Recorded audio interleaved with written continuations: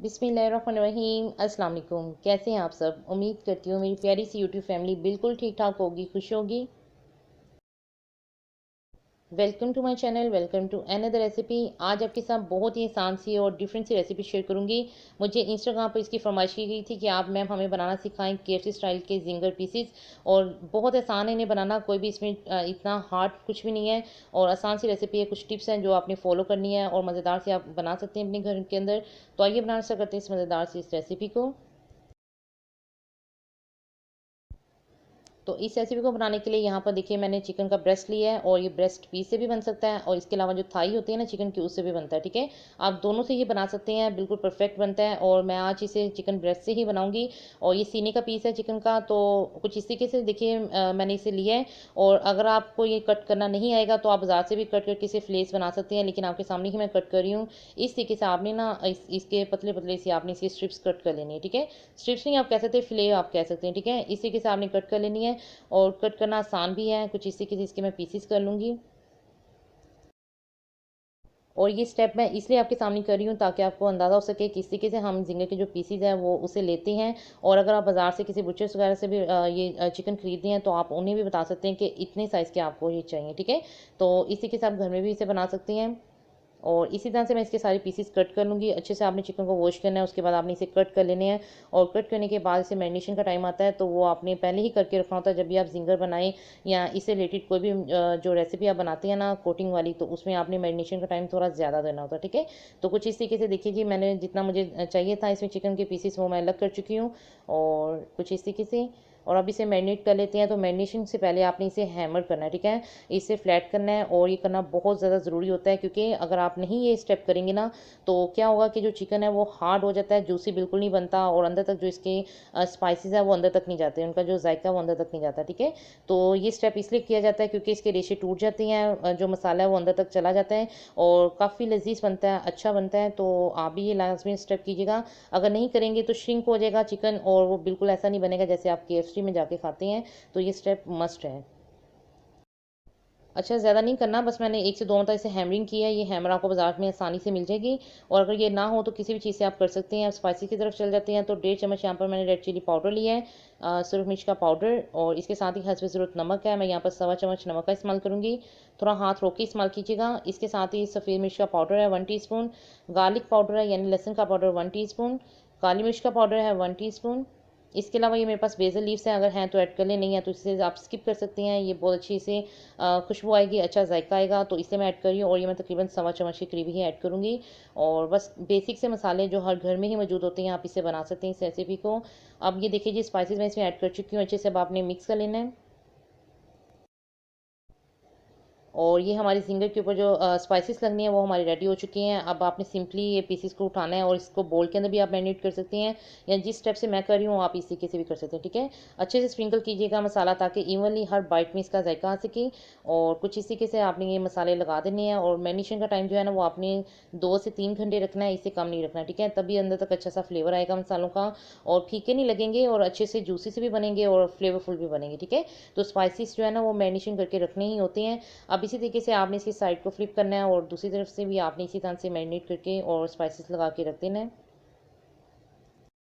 और इसके अलावा अगर आपके घर में कोई पार्टी वगैरह है, कोई हाई टी का आपने अरेंज किया हुआ है, या फिर किसी किस्म की कोई बर्थडे पार्टी वगैरह है, तो आप क्या कर सकते हैं, ये स्टेप आप एक रात पहले भी करके रख सकती हैं।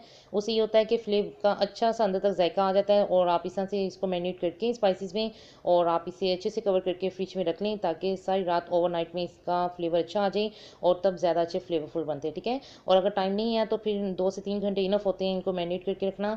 अब अच्छे तरीके से देखिए जी मैंने मसाले लगा चुके हैं, बहुत अच्छे से लगाइएगा। अच्छा, हाथ से जो अच्छे से मसाले लगते हैं ना वो चम्मच से नहीं लगते। ठीक है, हाथ का ही इस्तेमाल किया करें। और अब यहाँ पर अच्छे से मसाले को कोट करने के बाद आपने इसे कवर करके छोड़ देना है इसी तरह से काउंटर पर। और अगर ओवरनाइट के लिए रखनी है तो फिर आप ज़्यादा टाइम के लिए रखिएगा। ठीक है, अच्छा यहाँ पर ना विनेगर डालना भूल गई थी, जो सफ़ेद सिरका होता है, तो अगर है तो ऐड कर ले, नहीं है तो आप लेमन भी ऐड कर सकते हैं। मैंने 2 दंत लीमू लिए थे, उन्हें मैंने स्क्वीज़ करके इस तरह से लीमू का जो रस होता है वो मैंने निकाल चुकी हूँ।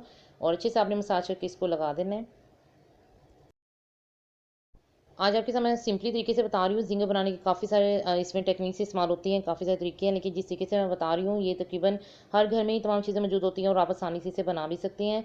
तो बस ये मैंने इसे कवर कर दिया है। अब इसे मैं छोड़ दूँगी इसी तरह से काउंटर पर 2 से 3 घंटे, और उसके बाद नेक्स्ट स्टेप की तरफ चलते हैं।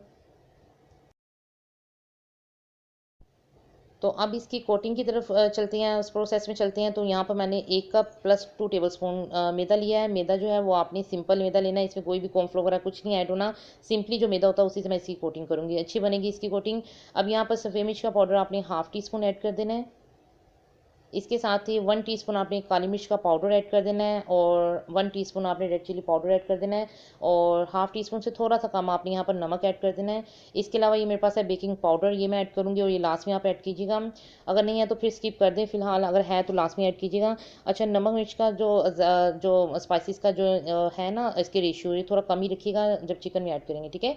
हाफ़ टी स्पून नमक ऐड कर दिया है, और सवा चम्मच ही यहाँ पर मैं ऐड कर दूँगी चिकन पाउडर। आपने क्योंकि कोटिंग में भी नमक मिर्च का इस्तेमाल किया हुआ है और तमाम स्पाइसेस का इस्तेमाल किया हुआ है, अगर आप पहले ही चिकन में ज़्यादा डाल देंगे तो वो ओवर हो जाएगा। इसी तरह से मैंने यहाँ पर जिंजर पाउडर ऐड कर दिया, यानी कि अदरक का जो पाउडर होता है वो मैंने ऐड कर दिया है, तो ऐड कर लें, नहीं है तो स्किप कर दें।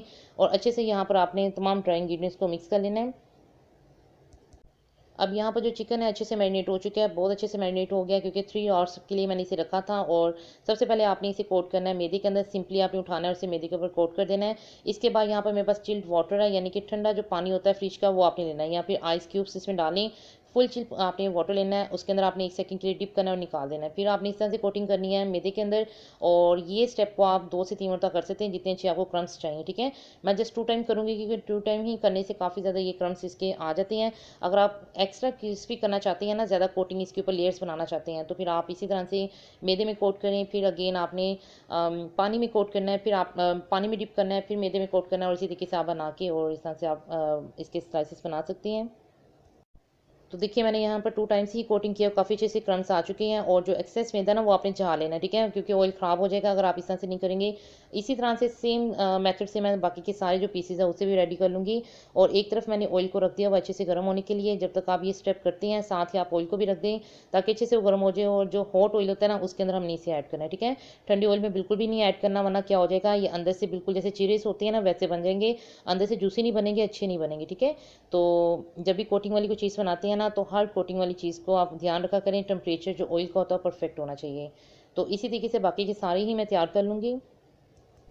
तो देखिए दूसरी तरफ हमारा जो ऑयल है वो अच्छे से गर्म हो चुका है, और अब इसमें आपने ऐड कर देना है, बहुत एहतियात से ऐड कीजिएगा ताकि हाथ वगैरह जलने ना पाए। और अभी इसको मैंने फुल जो फ्लेम होती है उसके अंदर मैंने इसका हाई फ्लेम के अंदर रखते हुए ऑयल को गर्म कर लिया है। और जैसे ही आपने ये झींगे के पीसीज ऐड करने हैं तो आपने लो फ्लेम कर देने हैं, क्योंकि जो चिकन है वो अंदर तक पकना भी चाहिए, इसी कोटिंग भी जले ना, और चिकन जो है वो अंदर तक अच्छा सा फ्लेवरफुल पक जाए। और कुछ इस तरीके से आपने इस तरह से ऐड कर देना है। अच्छा, कढ़ाई में बनाएं या फिर किसी पैन में बनाएं, कभी भी ओवरलोडिंग ना किया करें, उससे क्या होता है कि उसे हिलाने में मसला होता है, कोटिंग डिस्टर्ब हो जाती है। तो उतना ही ऐड किया जाए जितनी स्पेस हो, ठीक है। अभी मैं 2 पीसेज ही ऐड किए हैं, और अभी शुरू के आपने 2 मिनट बिल्कुल इसे टच नहीं करना। जैसे ही थोड़ा सा इसका कलर चेंज हो जाएगा तो आपने इस तरह से इसके फ्लिप कर देना है, इसकी साइड को चेंज कर देना है।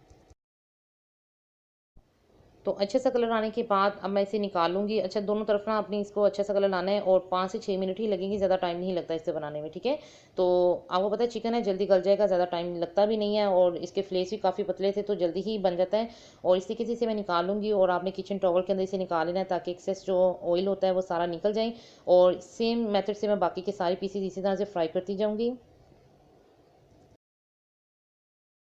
तो आपने कमेंट सेक्शन में लास्ट में बताना है कि आपको मैंने कोटिंग किस तरीके से सिखाई है, आपको कैसी लगी है। और बहुत आसान ये कोटिंग थी। वैसे इसकी कोटिंग में काफ़ी सारे मेथड्स हैं जिससे हम इसकी कोटिंग को क्रम्स की शेप में बना सकते हैं, लेकिन मैंने आपको सिंपल मैदे से सिखाई है, ठीक है। तो इसी तरीके से आप भी बनाइएगा, और मुझे फीडबैक में लास्ट में बताइएगा आपको कैसी लगी ये रेसिपी। तो अल्हम्दुलिल्लाह देखिए जी, मैं डिश आउट इसे कर चुकी हूँ, सारे ही मैं बना चुकी हूँ, और बहुत ही मज़ेदार और बहुत ही फ्लेवरफुल बने थे। आप लास्ट में ट्राई कीजिएगा इस रेसिपी को, आपको बहुत अच्छे लगेंगे। और जब आप खुद बनाएंगे तो आप KFC को भी बिल्कुल भूल जाएंगे, ठीक है। तो इसके साथ थोड़े से मैंने यहाँ पर फ्राइज़ बना ली थी ताकि बच्चे खुश हो जाएँ, क्योंकि आपको पता है फ़्राइज़ तो हर एक को ही पसंद होती हैं, और ख़ास तौर पे बच्चों को तो पसंद होती ही हैं। तो आप इस तरह से एक प्लेटर बना के ना अच्छा भी लगता है, और सर्व भी कर सकती हैं। तो देखिए जी, मैंने इसे सर्विंग प्लेट में निकाल चुकी हूँ।